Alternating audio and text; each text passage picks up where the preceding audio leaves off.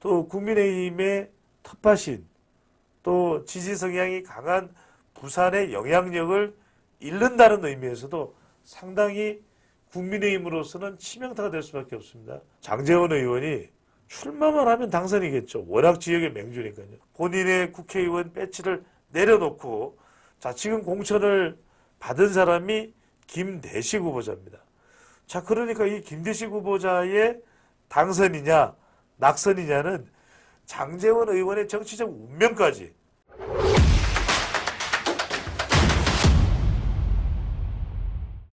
자, 김도읍 후보자가 앞서는 결과입니다. 48.7%니까 그게 일단은 여러분들이 지역구에서 이렇게 보시면 돼요. 45%를 넘어서서 앞서고 있다. 이러면 상당히 유리한 국면에 가 있다. 일단 여론조사상으로는 그렇게 보십시오. 45%를 넘어서 앞서고 있다. 이러면 대체로 앞서는 그런 상황으로 계속 전개될 가능성이 있다. 이렇게 보시면 되는데 그런 이유가 뭐냐면 각 후보자들이 이렇게 저렇게 다 붙여서 얻어낼 수 있는 지지율이 한 45%예요. 자, 부산시의 경제부시장까지 지낸 변성환 민주당 후보는 44.4. 자, 45에 아직 넘질 못했어요. 그런데 김도읍 후보자는 48.7%, 45% 이 데드라인을 마지노선을 넘어섰어요. 그러니까 상당히 지역 내에서는 그러니까 더군다나 이게 지역구가 조정이 일어났어요.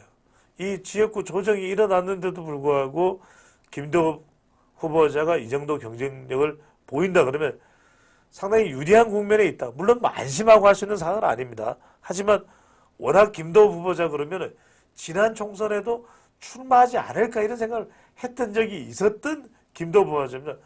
워낙 지역의 유권자들이 제발 나와달라 이렇게 요청이 있어서 지역구 출마를 결정을 할 정도로 상당히 유권자들의 사랑을 많이 받는 그런 후보자의 모습인데 결국 이 지역도 조금씩 국민의힘의 반전이 일어난 그런 모습으로 볼 수가 있겠고요. 자, 또 하나는 부산 북을로 가봅니다. 여기도 부산 북구라는 데가 부산의 북쪽에 있는 이 북구가 마찬가지로 낙동강 벨트지만 상당히 어렵다고 봐요. 왜냐하면 이 지역에 뭐 호남 유권자들, 호남 출신 유권자들, 또 실향민들, 그러니까 일반적인 소위 말하는 갱상도 표박과는 조금 다른 성격이 있는 곳이 바로 부산의 북구입니다. 그러다 보니까 상당히 만만치가 않다 이런 이야기들이 나오는데 자, 박성훈 차관 출신이죠. 박성훈 후보자가 45.6. 자, 45%를 일단 넘어섰습니다. 그러니까 이 지역들도 상당히 어렵게 전망이 되어 왔었는데 다시 국민의힘 후보자들이 좀 지지율을 얻어가는 그런 상황이 전개되고 있는 모습을 볼 수 있겠습니다. 자, 그 다음에 이 지역을 한번 보기 전에 자, 우선 부산을 먼저 보고 넘어갈게요. 자, 그 다음에 조경태입니다. 조경태를 한번 보여주시죠. 자, 조경태 후보자를 보면 조경태 후보자의 경우에도 지금 52.1%. 그러니까 이재성 후보도 민주당에서 만만치 않은 후보임에도 불구하고 조경태 후보자가 52.1%를 간다는 건 지역구 관리를 매우 잘한 거죠. 그러니까 소위 말해서 바람에 의해서 쓰러져야 되는 정도 쓰러지는 상태는 아니다. 부산의 낙동강 벨트가 그래도 단단히 지역구 관리를 해왔고 지지율도 그래도 국민의힘이 높은 편이고 또 다른 누구의 도움 없이 그러니까 후보자의 인지도가 낮거나 또는 지역의 환경 자체가 좋지 않은 후보자의 경우에는 빨리 한동훈 장관 보고 와달라 그런 도움을 요청할 수밖에 없을 거잖아요. 그런데도 불구하고 조경태 후보자는 본인 스스로가 그게 감당이 되기 때문에 52.1%라는 높은 지지율도 나타나고 있습니다. 자, 여기서 우리가 하나 더 봐야 될 부분이 바로 부산 사하갑입니다. 부산 사하갑. 자, 이걸 보면 이 지역에서의 현역은 최인호예요. 그 다음에 국민의힘에 공천된 후보자는 자, 이성근 전 의원입니다. 자, 전 의원인데 이런 게 있어요. 왜 전 의원인데 이렇게 지지율이 안 나올까? 말 그대로 한참 전에 2004년인가요? 이때 2000년인가 2004년에 그때 국회의원을 역임했는데 그때도 또 지역구가 달라요. 그러다 보니까 한참 이전에 국회의원을 했었던 것, 또 본인의 지역구가 아닌 곳이 바로 부산 사갑이죠. 그러니까 상당히 이성근 후보로서는 지역 내에 뭐 모르는 사람은 없을 겁니다. 그래도 상대적으로 지역에서 지금 연속으로 국회의원 자리를 차지하고 있는 최인호 의원에 비하면, 후보자에 비하면 지역에서의 충성도라든지 또는 지역에서의 조직이라든지 이런 부분들이 이제 밀릴 수밖에 없는 상황인데, 자, 이런 지역에서 중요한 게 지금 한 10% 가까이 뒤지고 있단 말이에요. 여기서 중요한 게 이른바 한동훈의 지원 사격입니다. 한동훈 위원장이 어쨌거나 저쨌거나 간에 지금 뭐 대통령이 지원 사격을 할 수도 없는 상황이고, 위원장이 PK 지역에 어떻게든 이 민주당의 교두보가 만들어지지 않도록 이 국민의힘이 강력하게 부산에 문단속을 할 수밖에 없는 상황인데, 그렇다면 결국 이 지역도 최인호 대 이성근의 싸움이 아니라 최인호 대 한동훈의 싸움이 돼야 팽팽해지거나 더 국민의힘이 높게, 더 경쟁력 있게 나타날 수 있다라는 거겠죠. 바로 이 부분을 과연 어떻게 국민의힘 당 차원에서 보완을 해줄 수 있냐, 이 부분이 상당히 중요해요. 자, 낙동강 벨트가 지금 10개의 의석에서 5명이 5개의 의석이 민주당의 현역 의원들이라면, 적어도 여기서 부산에서 또 낙동강 벨트에서 경남에서 또 더 늘린다, 민주당의 의석수가 더 늘어난다, 이건 치명타예요. 왜냐하면 실제로 이 부산에서 의석을 몇 개 잃는 것이 수도권에서는 정말 열 몇 개, 20몇 개 잃는 거나 다름없는 겁니다. 그만큼 수도권 민심에까지 영향을 줄 수밖에 없고, 또 국민의힘의 텃밭인, 또 지지 성향이 강한 부산의 영향력을 잃는다는 의미에서도 상당히 국민의힘으로서는 치명타가 될 수밖에 없습니다.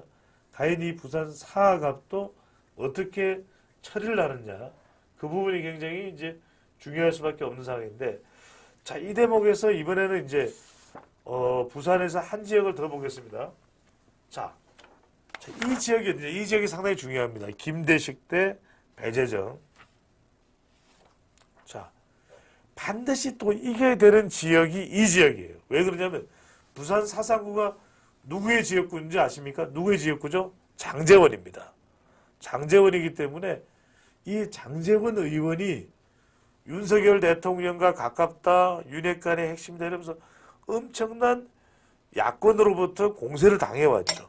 심지어는 같은 당 내에서도 끊임없이 이제 갈등이 빚어질 때마다 장제원 의원 쪽에 초점이 맞춰졌는데, 그래서 과감하게 대통령에게 정말 국정 운영을 잘할 수 있는 총선결과가 나올 수 있도록 모든 것을 내려놓는 차원에서 장제원 의원이 출마만 하면 당선이겠죠. 워낙 지역의 맹주니까요.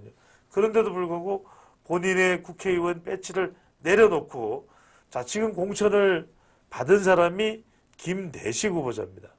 자, 그러니까 이 김대식 후보자의 당선이냐 낙선이냐는 장제원 의원의 정치적 운명까지, 장제원 의원으로서는 이 지역에서 배재정 후보자와 맞붙었던 적도 있는 사람이에요. 그리고 큰 차이로 이겼었기 때문에 장제원 의원이야 배재정에 대해서 자신만만하죠. 그런데 자, 이 지역에서 공천을 받은 국민의힘 후보자는 지금 한 4%포인트 차이가 납니다. 자, 결과적으로는 여기도 많은 차이는 아닙니다. 그만큼 막판 표심에 정말 중요한 게 장제원 의원이 얼마만큼이나 이 선거에서 지원 사격이 되냐, 이게 핵심입니다. 장제원 의원이 이 지역구에서는 맹주다. 부산 사상구. 그렇다면 장제원 의원이 지금 좀 모자라 보이는 김대식 지지율이 모자라 보인다는 겁니다. 이 모자라 보이는 이 4%를 얼마나 장제원 의원이 지원해 줄 수 있냐. 이게 이 선거의 핵심. 뿐만 아니라 낙동강 벨트에서 이 지역이 원래 장제원 의원은 지역구인데 현재도 아직까지 현역 의원이죠. 그런데 뺏겨버린다. 이렇게 되면 불출마를 했는데 불출마 효과가 없다. 이런 식으로 평가가 될 가능성이 높기 때문에 이 지역은 말 그대로 장제원 의원이 얼마만큼이나 지원 사격이 가능한지 이 부분이 매우 중요할 것으로 보입니다. 자, 다른 낙동강 벨트 두 곳을 좀 봐야 되는데 지금 중요한 것은 낙동강 벨트의 정치적인 의미, 선거에서의 중요성부터 말씀드리면 지금 부산에 걸려있는 지역구가 18석. 여러분들 이거 대단한 겁니다. 대단한 거예요. 자, 호남에 걸려있는 지역구 의석수가 28석. 호남에 28개예요. 호남에 30개예요.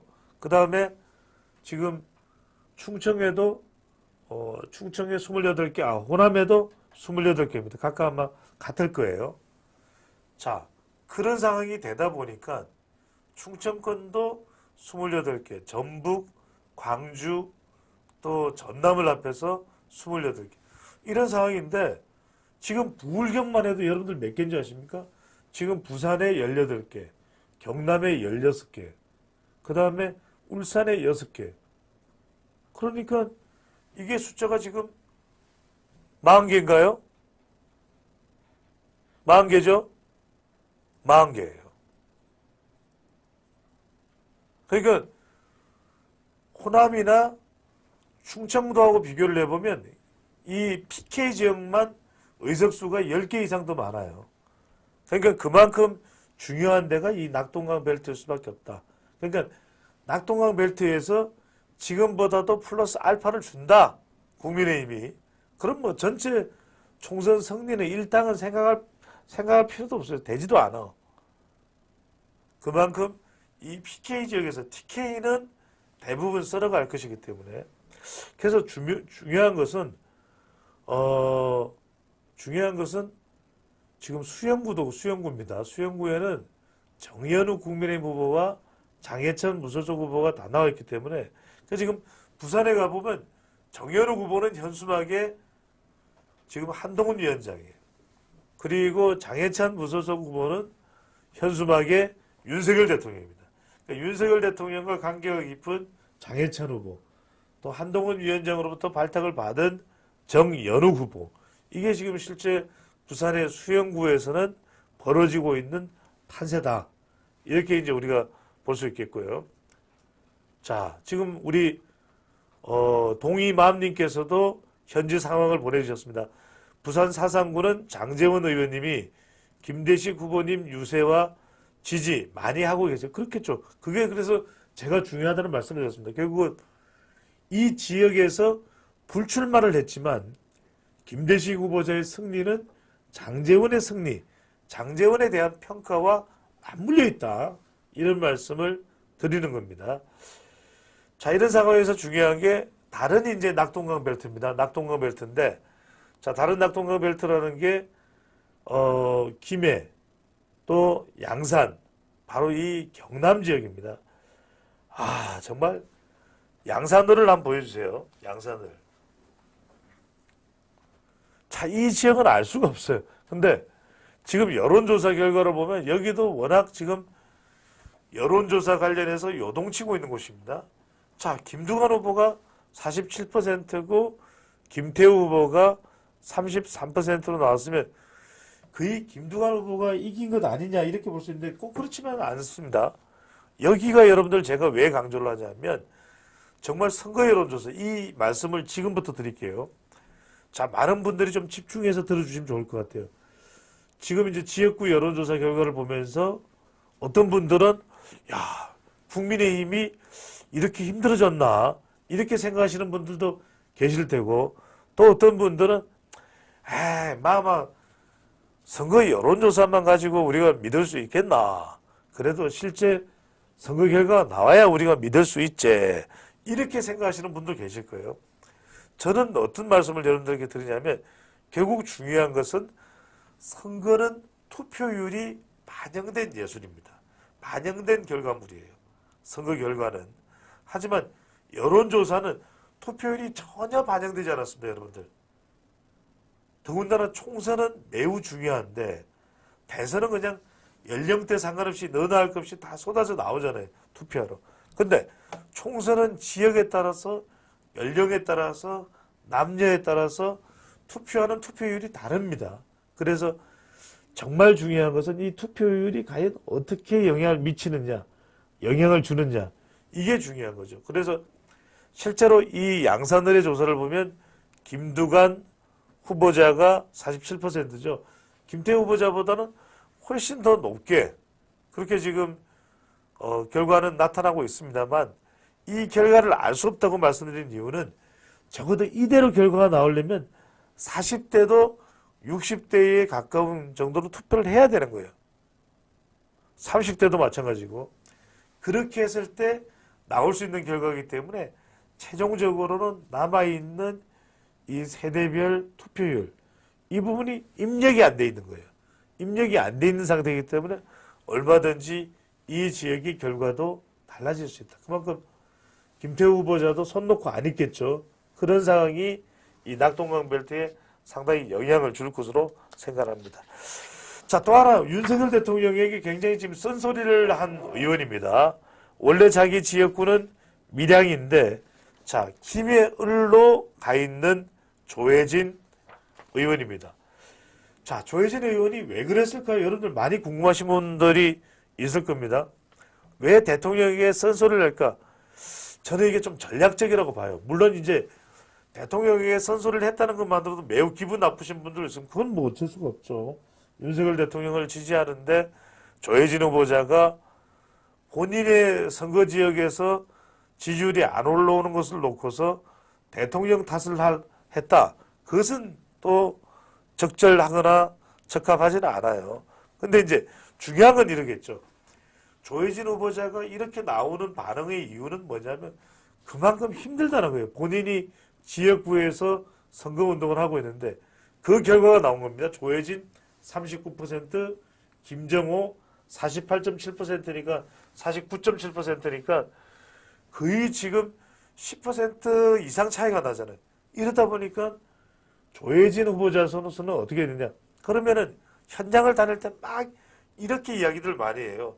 아이고 대통령한테도 좀 쓴소리하고 그거 좀 이래저래 바꿔달라 카이소. 여기가 경상도니까요. 김의원에서 막 그렇게 얘기하겠죠.